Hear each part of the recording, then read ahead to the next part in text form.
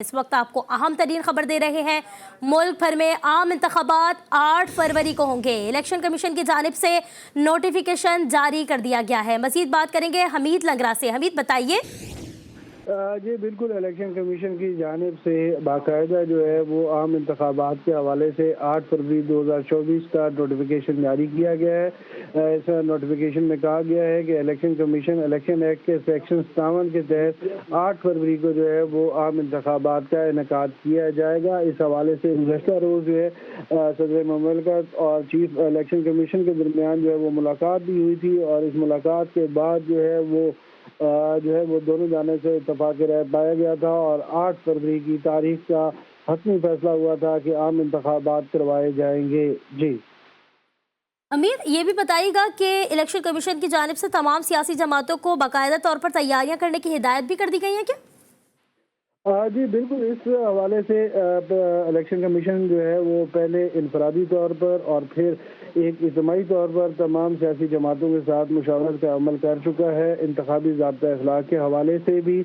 और इंतखाबी ज़ाब्ता अखलाक जो है वो उसकी तैयारी जो है वो हतमी मराइल में है, वो कुछ दिनों में जो है वो इलेक्शन कमीशन की जानिब से शाया कर दिया जाएगा।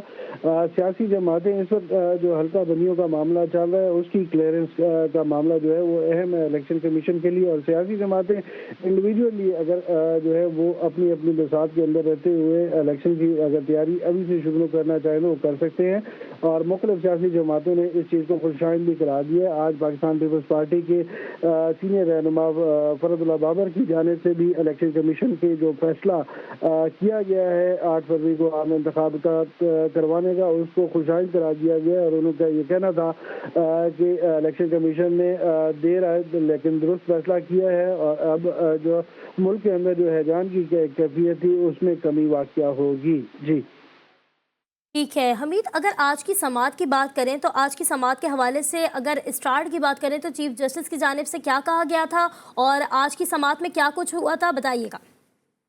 आज जब सुबह अटॉर्नी जनरल की जानिब से सुप्रीम कोर्ट में इस हवाले से स्टेटमेंट दी गई, और उनका ये कहना था कि इलेक्शन कमीशन और सदर मुमलिकत जो है वो दोनों ने जानिब से बड़ी फराखदिली का मुजाहरा किया।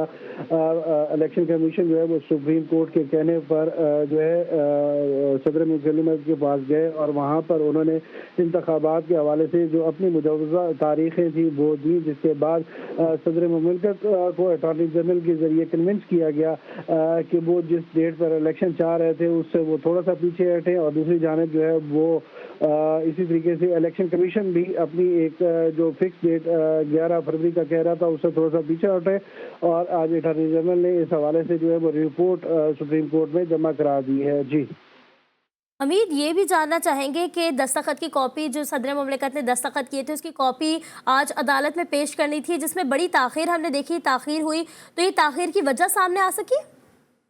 जी इसमें होता अमूमी तौर पर ये है कि अटॉर्नी जनरल के ज़रिए क्योंकि सारे मामलात जो है वो देखे जा रहे थे, तो सदर मुमलिकत की जानिब से जो है वो दस्तखत शुदा कापी जो है वो पहले अटॉर्नी जनरल ऑफिस को दी गई, और उसके बाद जो है वो अटॉर्नी जनरल के ज़रिए जो है ये दस्तावेज़ात जो है वो सुप्रीम कोर्ट में पेश की गई। तो उसकी वजह से कुछ थोड़ी देर हुई, और इस वक्त जब ये समात सुबह के टाइम शुरू हुई तो उस वक्त चीफ जस्टिस को यह कहा किया गया कि रिपोर्ट तैयार है और कुछ चीज़ें जो है वो आना बाकी है, और उसके बाद जो है वो ये देर बाद जो है वो बाकी दस्तावेज़ात भी पेश कर दी जाएंगी। तो उस वक्त चीफ जस्टिस काजी फायजीसा ने ये रिमार्क किए थे कि पहले काज लिस्ट में जितने दीगर मुकदमात हैं उनको देख लेते हैं, और उसके बाद जो है वो इस इंतखाबात केस की समात रख लेंगे।